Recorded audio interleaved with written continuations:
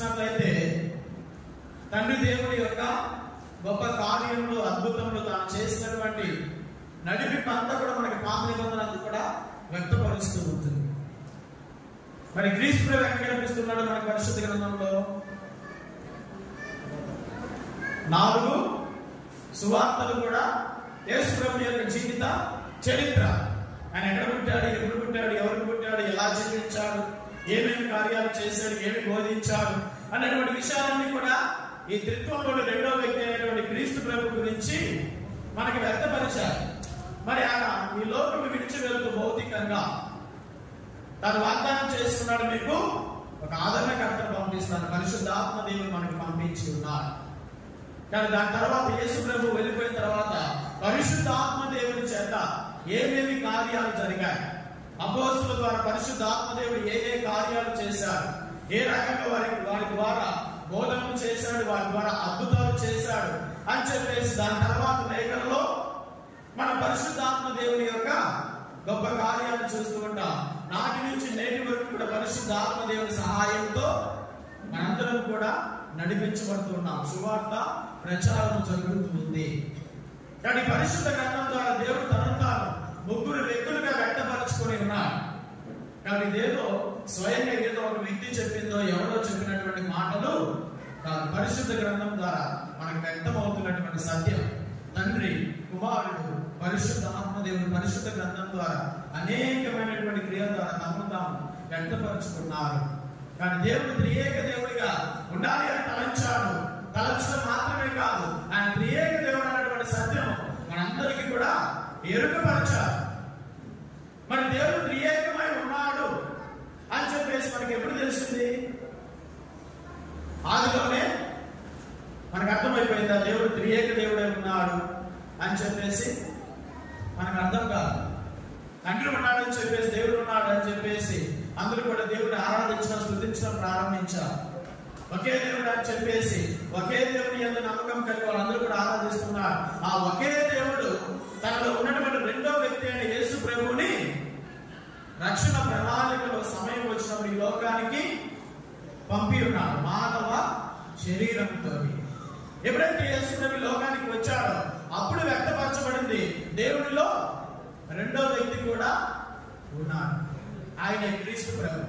ఆయన హృదయం నుంచి ఉద్భవించిన వాడు, సర్వ మానవాళి రక్షణార్థి లోకానికి పంపబడినటువంటి దేవుడి కుమారుడు క్రీస్తు ప్రభు అన్నటువంటి సత్యము 2000 సంవత్సరాల క్రితం వ్యక్తమైంది లోకానికి. అప్పటి వరకు కూడా పరిశుద్ధ గ్రంథంలో దేవుడు అనేక సార్లు కుమారుడు గురించి అనేకమైనటువంటి వచనాలు ఉన్నప్పటికీ కూడా భౌతికంగా ఆయన మనకు కనిపించలేదు. కానీ ఎప్పుడైతే తల్లి గర్భం ద్వారా, మరి తల్లి గర్భం ద్వారా ఆయన లోకంలో జన్మించాడు, అప్పుడు లోకానికి తెలిసింది దేవుని కుమారుడు రెండో వ్యక్తి కూడా ఉన్నాడు. మరి మూడో వ్యక్తి ఎప్పుడు తెలిసింది మనకి? పాత నిబంధనలో కూడా అనేక సార్లు పరిశుద్ధాత్మ దేవుని యొక్క అభిషేకం జరగడం మనం చూసాం. 70 మంది పెద్దలు ఎన్నుకున్నారు, వాళ్ళ మీదకి దేవుడు పవిత్రాత్మను పంపారు. వాళ్ళందరూ కూడా భాషలో మాట్లాడడం ప్రారంభించారు. సౌలు మీదకి పవిత్రాత్మ పంపించాడు, అనేక మంది ప్రవక్తల మీదకి పవిత్రాత్మ పంపించాడు. అదే రీతిగా యేసు ప్రభు ఎప్పుడైతే జ్ఞానస్నానం పొందారు ఆ సమయంలో పరిశుద్ధాత్మ దేవుడు ఆయన మీదకి దిగి వచ్చాడు. ఇవన్నీ కూడా ఒక ఎత్తు అయితే, సంపూర్ణంగా పరిశుద్ధాత్మ దేవుని లోకానికి ప్రసాదించబడింది ఎప్పుడు? పోయిన ఆదివారము పెంటెకోస్తు మహోత్సవం రోజు ఏం పండుగ చేసుకుని పరిశుద్ధాత్మ దేవుడు అగ్ని నాలుకల వలె అపోస్తుల మీదకి వేంచేసి వచ్చినటువంటి పండుగను కొనియాడుతున్నాం. కాబట్టి ఈ పండుగతోటి, పెంటెకోస్తు మహోత్సవం తోటి 3 వ్యక్తులుగా దేవుడు ఉన్నాడు అన్నటువంటి సత్యము సంపూర్ణంగా విదితమైనది. తండ్రి ఉన్నాడు, కుమారుడు ఉన్నాడు, పరిశుద్ధాత్మ దేవుడు ఈ లోకానికి వసగబడ్డాడు. కానీ లోకానికి 3 వ్యక్తులు కూడా సంపూర్ణంగా వసగబడ్డాడు అని చెప్పేసి పెంటెకోస్తు మహోత్సవం రోజున ఈ లోకానికి విదితమైంది. కాబట్టి ఆ పండుగ అయిపోయినటువంటి మరుసటి ఆదివారమే మనం ఈ త్రియేక దేవుని మహోత్సవాన్ని కొనియాడుతూ ఉంటాం. మధ్యలో ఎప్పుడో కొనియాడు, పెంటెకోస్తు అయిపోయిన మరుసటి ఆదివారం. పెంటెకోస్తు పండుగ ఎప్పుడైనా రాని ఆ మరుసటి ఆదివారం ఈ త్రియేక దేవుని పండుగను మనం జరుపుకుంటూ ఉంటాం. ఎందుకంటే పెంటెకోస్తు పండుగ తోటి దేవుడు 3 వ్యక్తులుగా ఆ త్రియేక దేవుని యొక్క యొక్క కృప మనందరికీ కూడా విదితమైంది. ఆయన త్రియేక దేవుడిగా ఉన్నాడు అన్నటువంటి సత్యం ఈ లోకానికి ఎరుకుపరిచాడు. కాబట్టి ఆ త్రియేక దేవుడి యొక్క నామాన్ని మనం ఈరోజు స్మరించుకుంటూ ఉంటాం. ఆ త్రియేక దేవుడిని కొనియాడుతూ ఉన్నాం, ఆరాధిస్తూ ఉన్నాం. కానీ ఈ విశ్వాసం మనందరం కూడా ప్రారంభం నుంచి ముందుకు అడుగులు వేస్తూ ఉన్నాం. మరి ఒకే దేవుడిలో ముగ్గురు వ్యక్తులు అనడం అనేది చాలాసార్లు మన యొక్క ఆలోచనకి అంతు చిక్కినటువంటి ప్రశ్న. అసలు ఎలాగ సాధ్యము? ఒకే దేవుడు అంటున్నారు, ముగ్గురు వ్యక్తులు అంటున్నారు, ఇది ఎలాగ మనం అర్థం చేసుకోగలము అన్నటువంటి విషయం చాలాసార్లు మనకి ఆ ప్రశ్న వస్తూ ఉండవచ్చు. కొంతమంది ఇతరులు తెలియనటువంటి వారు అడుగుతూ ఉండవచ్చు, ఇదేంటి మీరు తండ్రి అంటున్నారు, కుమారుడు అంటున్నారు, పరిశుద్ధాత్మ అంటున్నారు, అంటే మీకు ముగ్గురు దేవుళ్ళు ఉన్నారా అన్నటువంటి ప్రశ్న చాలాసార్లు ఇతరుల నుంచి కూడా వచ్చి ఉండవచ్చు. పిలవడానికి పేరు మాత్రం మనం ఇలా పిలిచిన వారంతా కూడా ఒకే దేవుడు. ఇది ఎలాగ సాధ్యం? ఒక మనిషిలో ఏమేమి ఉంటాయి? ఏమేమి ఉంటుంది? రైసులా వర్షిక కమియ. ఇప్పుడు ఈ పాప మీకు కనిపిస్తుందా? వర్షిని కనిపిస్తుంది కదా. తనలో ఉన్నటువంటి ఆత్మ మీకు కనిపిస్తుందా? తనలో ఉన్నటువంటి మనస్సు కనిపిస్తుందా? కానీ ఒకే వ్యక్తిగా ఇప్పుడు వర్షిని అంటే వర్షినిలో ఆత్మ ఉంది, తన యొక్క మనస్సు ఉంది. ఇప్పుడు కింద పడింది అనుకో, ఎక్కడ దెబ్బ తగ్గుతుంది? తన యొక్క శరీరానికి దెబ్బ తగ్గుతుంది. ఇది మనకు కనిపిస్తుంది, శరీరానికి దెబ్బ తగ్గిందంటే ఆ శరీరం అనేది మనకు కనిపిస్తుంది. కాబట్టి ఆ దెబ్బలు మనకు కనిపిస్తుంది, కానీ తన శారీరకంగా ఒక వ్యక్తిగా మనకు కనిపిస్తుంది. మరి ఆత్మ ఎప్పుడు దెబ్బతింటుంది? తన ఆత్మీయంగా ఎప్పుడు దెబ్బతింటుంది చెప్పండి. తాను ఎప్పుడైతే పాపం చేస్తుందో, దేవుడికి విరుద్ధంగా ఎప్పుడైతే జీవిస్తుందో, తన యొక్క ఆత్మ శోకిస్తుంది, తన యొక్క ఆత్మ దెబ్బతింటుంది, ఆత్మీయంగా తన ప్రమాదంలో పడుతుంది. అని తనలో ఉన్న ఆత్మ కూడా తనలో ఏకమై ఉన్నది. మరి అదేవిధంగా తాను మానసికంగా కూడా ఉన్నది, తన మనస్సు కూడా తనలో ఉన్నది. మరి మనస్సు ఎప్పుడు బాధపడుతుంది? తనలో మనస్సు ఉన్నదని చెప్పేసి మనకి ఎప్పుడు అర్థమవుతుంది? ఎవరైనా తిట్టారనుకోండి, కూర్చొని ఏడుస్తా ఉంటారు. అంటే ఇప్పుడు ఏమి దెబ్బతిన్నది? తన యొక్క మనస్సు బాధపడటం మనం చూస్తుంది. అది మనకు కనిపించదు, అది ఒక ఎమోషన్ లాగా. మన హృదయం అని చెప్పేసి, నా మనసు అని చెప్పేసి మనము మాటలతో చెప్పుకుంటే అది కనిపించేది కాదు. కానీ ఆ మూడు కూడా ఈ వ్యక్తిలో మిళితమై ఉన్నాయి. విడదీయలేనివి, మనం విడదీసి చూపించలేనివి. కానీ మూడు ఉన్నాయంటే ఖచ్చితంగా ఉన్నాయి, కానీ మనం విడదీసి చెప్పలేదు. వర్షిని అంటే వర్షినిలో ఆత్మ ఉన్నది, మనస్సు ఉన్నది.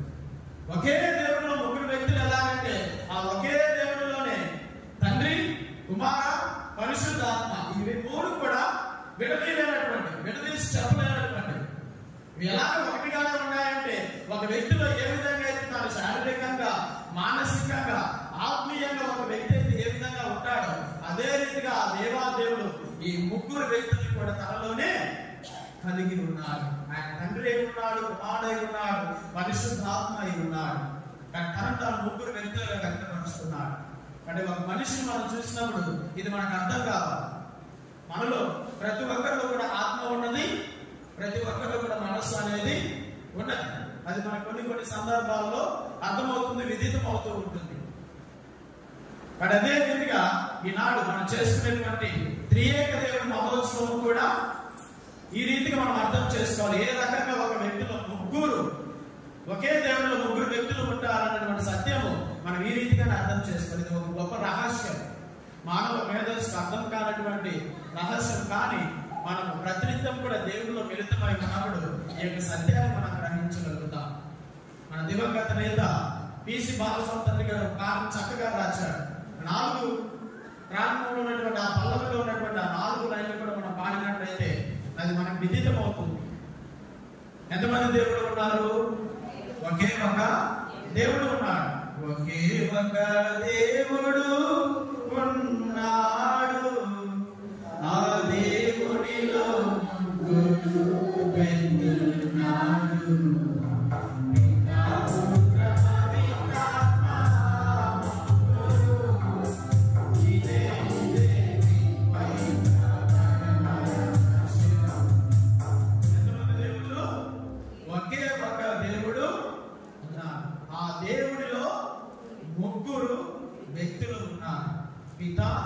పుత్ర పవిత్రాత్మ ఆ ముగ్గురు.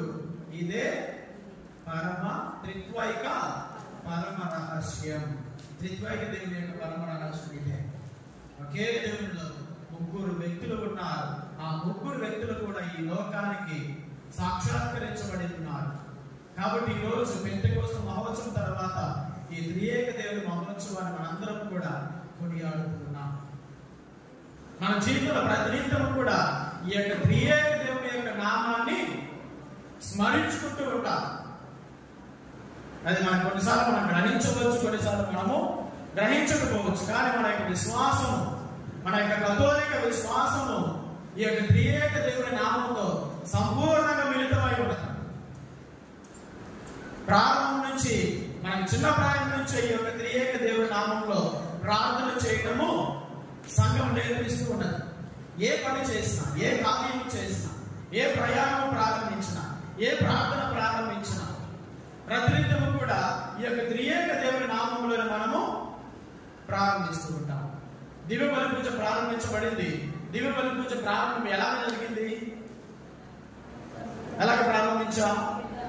పితా, పుత్ర, పవిత్రాత్మ నామమున, ఈ ముగ్గురి నామమున మనము దివ్య బలి పూజను ప్రారంభించాం. ఎలాగ ఏంటవుతుంది?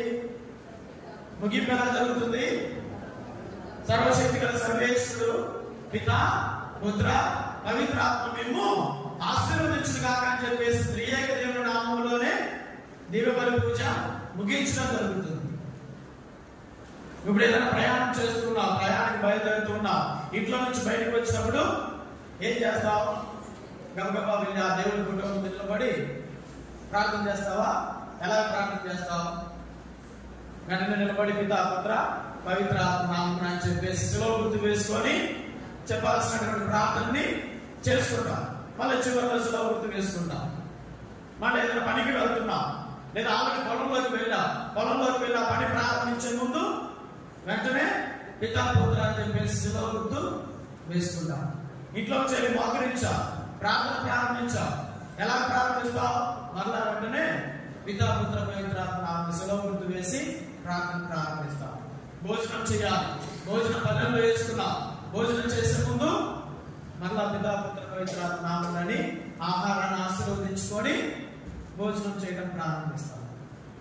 కాబట్టి ఇలాగ మన జీవితంలో ప్రతినిత్యం కూడా అనేక సార్లు మనం ఆలోచించకుండానే, మనం అనుకోకుండానే ఆటోమేటిక్ గా ఈ శిలువ గుర్తు అనేది, త్రియేక దేవుని నామం స్మరించుకోవడం అనేది మన జీవితంలో ఒక భాగం అయిపోయింది. అది మనం ఆలోచన కూడా చేయడం లేదు. ఎవరు మనకు చెప్పాలి పితా, పుత్ర అని చెప్పేసి ఎవరైనా చెప్తున్నారా? ప్రయాణానికి ముందు, పనికి ముందు, నువ్వు చేసినటువంటి ప్రార్థన ముందు నువ్వు శిలువ గుర్తు వేయలేదని చెప్పేసి ఎవరు కూడా చెప్పరు. ముందు శిలువ గుర్తు వేసి ప్రారంభించు, శిలువ గుర్తు వేసి ప్రయాణాన్ని ప్రారంభించు, ప్రార్థన ప్రారంభించు అని చెప్పేసి ఏ ఒక్కరు కూడా మనకి గైడ్ చేయరు. ఎవరు కూడా మనకు వచ్చేటప్పుడు. కానీ ఆటోమేటిక్ అది మన యొక్క జీవితంలో భాగం అయిపోయింది. మన అలవాటులో అది ఒక అలవాటు అయిపోయింది. జీవితంలో ప్రతినిత్యం కూడా విశ్వాస రహస్యం అనేది ఒక అలవాటు అయిపోవాలి. త్రియేక దేవుని నామాన్ని స్మరించుకోవడం అనేది ఒక అలవాటుగా మన జీవితంలో ఉండాలి. ప్రియ సహోదరి, సహోదరుడా, ఇప్పుడు చాలా మంది మీ ఇంటి నుంచి చర్చికి వచ్చారు. చర్చికి వచ్చినప్పుడు మిమ్మల్ని ఎవరైనా ఇది దారి అని చెప్పేసి ఎవరైనా అడిగారా? చర్చికి ఇంట్లో నుంచి బయటకు వచ్చిన వెంటనే అబ్బా చర్చికి ఎలా వెళ్ళాలబ్బా అని చెప్పేసి ఇంటి పక్కన ఇంటి ముందు ఎవరైనా అడిగారా? అడగలేదు. డైరెక్ట్ గా బైబిల్ తీసుకున్నారు. బైబిల్ తీసుకుని డైరెక్ట్ గా ఇది చర్చి దారి అని చెప్పేసి ఆ దారి బట్టి వచ్చేసారు. ఎవరు చెప్పారు మీకు ఈ దారి? చిన్నప్పటి నుంచి వెళ్తూ ఉన్నావు, వస్తూ ఉన్నావు. కాబట్టి ఆటోమేటిక్ ఇది ఎక్కడ ఫిక్స్ అయిపోయింది? మైండ్ లో ఫిక్స్ అయిపోయింది. మనకి ఎవరు చెప్పాల్సిన అవసరం లేదు. ఇదిగో ఈ మార్గంలో వెళ్తే నువ్వు చర్చికి వెళ్తావు, ఇలా ఈ దారి కూడా వెళ్తే నువ్వు చర్చి దగ్గరికి వెళ్తావు, అక్కడ ఉంటుంది చర్చి అని చెప్పేసి మనం ఎవరిని అడగాల్సినటువంటి అవసరం లేదు. ఎవరు మనల్ని గైడ్ చేయాల్సినటువంటి అవసరం లేదు. అలాగని చెప్పేసి గబగబా ఫోన్ తీసి ఫోన్లో గూగుల్ మ్యాప్ సెట్ చేసుకోవాల్సిన పని అంతకన్నా లేదు. ఎందుకంటే చర్చికి మార్గంలో వెళ్ళాలన్నటువంటి ఈ యొక్క ఆలోచన అనేది నీ యొక్క మనసులో ముద్రించబడింది. ఆ ముద్ర పడిపోయింది. కానీ ఎవరు మనకి చెప్పాల్సినటువంటి అవసరం లేదు. కానీ ఆటోమేటిక్ గా అలవాటు ప్రకారంగా ఆ మార్గం మనం ప్రయాణం చేసి వస్తూనే ఉంటాం. కానీ అదే రీతిగా మన జీవితంలో ప్రార్థన చేసినప్పుడు కూడా పితా పుత్ర పవిత్రాత్మ త్రియేక దేవుని నామంలో ప్రార్థనలు ప్రారంభించాలి అన్నటువంటి ఈ యొక్క ముద్ర కూడా మన యొక్క విశ్వాస జీవితంలో ఉండిపోవాలి. Praise the lord. Hallelujah, hallelujah. కానీ మన విశ్వాస జీవితంలో ఎవరు కూడా మనకి పదార్థాలు గుర్తు చేయాల్సినటువంటి అవసరం లేదు, ప్రతిసారి చెప్పాల్సినటువంటి అవసరం లేదు. అది ఒక అలవాటు అయిపోవాలి. అలవాటు ప్రకారం మన యొక్క ప్రార్థన కానీ, ప్రయాణం కానీ, పనిని కానీ, భోజనాన్ని ఆశీర్వదించుకోవడం కానీ, ప్రతిరోజు ప్రార్థన చేయడం కానీ, ఈ యొక్క సిలువ గుర్తు ద్వారా మన ప్రతి పనిని కూడా ప్రారంభించుకుంటూ ఉండాలి. ఆ త్రియేక దేవుని నామాన్ని ప్రతినిత్యం కూడా స్మరించుకుంటూ ఉండాలి. ప్రియ దేవుని బిడ్డలారా, కాబట్టి ఎవరు కూడా దీని గురించి మళ్ళా మనకు చెప్పాల్సినటువంటి అవసరము లేదు. కానీ గమనించండి, ఆ త్రియేక దేవుని నామాన్ని స్మరించుకున్నప్పుడు మనల్ని మనం పితా పుత్ర పవిత్రాత్మ నామమున అని చెప్పేసి శిలువ గుర్తు వేసుకున్నప్పుడు ఆ త్రియేక దేవుని యొక్క సన్నిధికి మనల్ని మనము అర్పించుకుంటూ ఉన్నాం. ఆ దేవుని యొక్క నామంలో మనల్ని మనము ఆశీర్వదించుకుంటూ ఉన్నాం. మనం ఏదో చేసుకున్నది కాదు, కానీ ఆ దేవుని నామంలో మనల్ని మనము, మన జీవితాన్ని, మన ప్రయాణాన్ని, మన పనిని, ఆ యొక్క ఆహారమును, వీటన్నిటిని కూడా ఆశీర్వదించుకుంటూ ఉన్నాం. ఈ యొక్క ఆశీర్వాదంతో మన పనిని ప్రారంభించుకుంటూ ఉన్నాం. చాలాసార్లు మనందరికీ కూడా గొప్ప గొప్ప ప్రార్థన చేయడం రాకపోవచ్చు. ప్రార్థన ఎలాగ చేయాలన్నటువంటిది కూడా మన యొక్క జీవితాలకి ప్రశ్నే, కొంచెం కష్టతరమే. ప్రార్థన చేయమంటే చాలా మంది సిగ్గుపడుతుంటారు. అమ్మో ప్రార్థన నేను చేశాను, నాకు రావసాను అని చెప్పేసి చాలాసార్లు మనం అంటూ ఉంటాం. కాబట్టి ఈ యొక్క ప్రార్థన చేయకపోయినప్పటికీ కూడా ప్రారంభం నుంచి కథోలిక విశ్వాసంలో ఖచ్చితంగా పితాపుత్ర వేయడం మాత్రము నేర్పించడం జరుగుతుంది. Praise the lord. Hallelujah, hallelujah. మన కథోలిక విశ్వాసుల యొక్క ఉపదేశ క్లాస్ జరుగుతున్నప్పుడు ప్రారంభంలో చిన్న ప్రాయంలోనే ఒక వ్యక్తి ఎలాగా శిలువ గుర్తు వేసుకోవాలి అన్నటువంటి గొప్ప రహస్యాన్ని మనకు విదితం చేస్తూ ఉంటారు. దానికి చాలా మంది చిన్నారి బిడ్డలు ప్రతి ఆదివారం జరిగేటువంటి క్యాటకిజం క్లాసెస్ వస్తూ ఉన్నారు. కానీ వాళ్ళకి ఆ క్యాటకిజం క్లాస్ లో శిలువ గుర్తు ఎలాగ వేసుకో ప్రప్రథమంగా నేర్పించేది ఆ శిలువ గుర్తు ఎలాగా వేయాలి అన్నటువంటి విషయాన్ని నేర్పిస్తారు. తర్వాత మిగతా ప్రార్థనలన్నీ కూడా వారికి నేర్పించడం జరుగుతుంది. కానీ చిన్న ప్రాయం నుంచే ఈ శిలువ గుర్తు వేసుకోవడం అనేది మన విశ్వాసంలో ఒక భాగం అయిపోవాలి, అది మిళితం అయిపోవాలి. కానీ శిలువ గుర్తు వేయడానికి మనం ఎప్పుడు కూడా సంకోచించాల్సినటువంటి అవసరం లేదు, సిగ్గుపడాల్సినటువంటి అవసరం లేదు, భయపడాల్సినటువంటి అవసరం అంతకన్నా లేదు. గమనించిన దేవుని బిడ్డలారా, ఇంటర్నేషనల్ ప్లేయర్స్, క్రికెట్ ప్లేయర్స్ కానీ, వాలీబాల్ ప్లేయర్స్ కానీ, ఫుట్బాల్ ప్లేయర్స్ కానీ, ఇంటర్నేషనల్ ప్లేయర్స్ కొన్నిసార్లు మనం చూసినప్పుడు అంటే వేరే దేశాల వాళ్ళు ఎక్కువ శాతము కథోలికులు ఉంటారు. ప్లేయర్స్ ఆడుతున్నటువంటి వారు వీళ్ళందరూ కూడా ఎక్కువ శాతం కథోలికులు ఉంటారు. కాబట్టి వాళ్ళు ఇంటర్నేషనల్ ప్లేయర్స్ వాళ్ళ ఆటకి వస్తున్నారంటే ఆ గ్రౌండ్ లో కొన్ని వేల మంది, లక్షల మంది ప్రజలు ఆ వ్యక్తులను చూస్తూ ఉంటారు. మరి అదే రీతిగా సోషల్ మీడియా ద్వారా కొన్ని కోట్ల మంది ప్రజలు ఆ వ్యక్తిని చూస్తూ ఉంటారు. ఇంతమంది వ్యక్తులు చూస్తున్నప్పటికీ కూడా తాను ఆ గ్రౌండ్ లోకి వచ్చిన తర్వాత తాను కలిగి ఉన్నటువంటి ఆ దేవుని యొక్క నమ్మకంతో ఆ గ్రౌండ్ లోకి అడుగు పెట్టిన తర్వాత తాను శిలువ గుర్తు వేసుకోవడం మాత్రము మర్చిపోవడం. చాలా మంది ప్లేయర్స్ మనం చూస్తూ ఉంటాం. చాలా మంది గొప్ప గొప్ప ఆటగాళ్ళని మనం ఈ రకంగా శిలువ గుర్తు వేసుకొని వారి యొక్క ఆటను ప్రారంభించడం లేదు. లేదా ఆటంతా అయిపోయిన తర్వాత గెలిచిన తర్వాత ఆ కప్పును పట్టుకొని శిలువ గుర్తు వేసేటువంటి చాలా మంది ఆటగాళ్ళని మనం చూస్తూ ఉంటాం. కాబట్టి ఈ రకంగా వారి యొక్క విశ్వాసాన్ని ప్రకటించడానికి వారు భయపడటం లేదు, సిగ్గుపడటం లేదు. ఇంతమంది ప్రజలు చూస్తున్నారే, ఎందుకు నేను శిలువ గుర్తు వేయడమో, నేను క్రైస్తవుడు అని చెప్పేసి అందరికి తెలిసిపోతుందేమో అన్నటువంటి ఏ భయం లేకుండా, ఏ ఆలోచన లేకుండా వారు కలిగి ఉన్నటువంటి దేవుణ్ణి, వారు ఆరాధిస్తున్నటువంటి దేవుణ్ణి అంతమంది ప్రజల ముందు ఒక్క శిలువ గుర్తు ద్వారా ఏం చేస్తున్నారని వాళ్ళు ప్రకటిస్తున్నారు. Praise the lord. Hallelujah, hallelujah. అప్పుడు శిలువ గుర్తు వేసిన వెంటనే అర్థమైపోతుంది ఆటోమేటిక్ గా, చూసే ప్రతి ఒక్కరికి కూడా అతను క్రీస్తుకి చెందినవాడు. ఇంత గొప్ప ఆటగాడు క్రీస్తుకు చెందినవాడు. చూడు, తన యొక్క దేవుని స్మరించుకునే యొక్క ఆటను ప్రారంభిస్తూ ఉన్నాడు. గెలిచిన తర్వాత ఆ గెలుపుని కూడా మళ్ళా శిలువ గుర్తు వేసుకొని ఆ దేవుడికి అంకితం చేస్తున్నటువంటి చాలా మంది ప్లేయర్స్ మనం న్యూస్ ద్వారా చూస్తూ ఉంటాం. న్యూస్ పేపర్లో కానీ టీవీ ఛానల్స్ లో కానీ మనం చూస్తూ ఉంటాం. కానీ ఇంతమంది గొప్ప గొప్ప వ్యక్తులు కూడా దేవుని ప్రకటించడానికి, అంతమంది వ్యక్తుల్లో కొనియాడబడుతున్నటువంటి ఆ ప్లేయర్స్ వారి కలిగి ఉన్నటువంటి దేవుని యొక్క నామాన్ని, ఆ త్రియేక దేవుని నామాన్ని స్మరించుకోవడానికి సిగ్గుపడడం లేదు.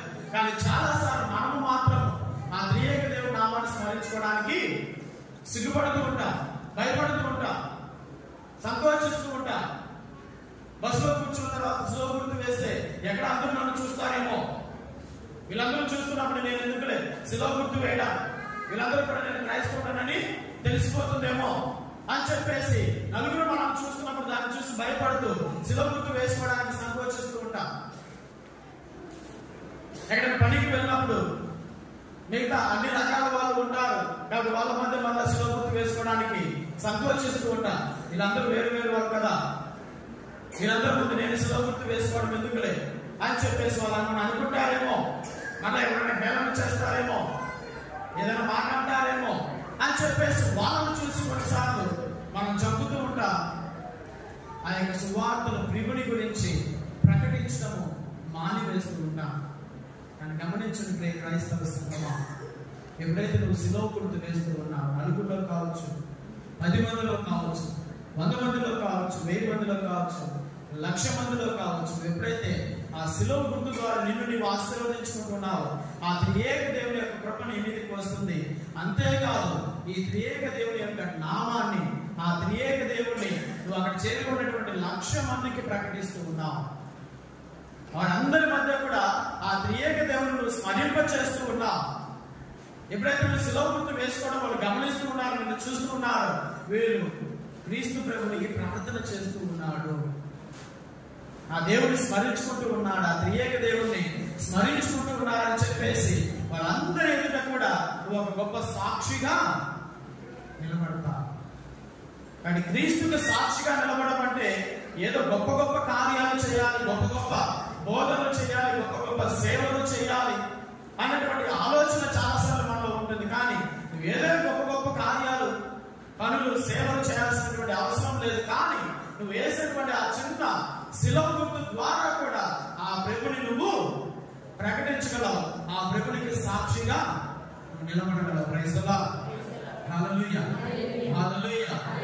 అంటే క్రైస్తవ సంఘమా, ప్రభునికి సాక్షిగా నిలబడడానికి, ఆ త్రియేక దేవునికి సాక్షిగా నిలబడడానికి ఎప్పుడు కూడా సంతోషించాలి, ఎప్పుడు కూడా సిగ్గుగా మీరు ఆలోచన చేయబాకండి. ఆ త్రియేక దేవుని నామాన్ని అనునిత్యం కూడా స్మరించుకోవడానికి ప్రయత్నం చేయాలి. మన జీవితంలో ఒక అలవాటుగా మారిపోవాలి.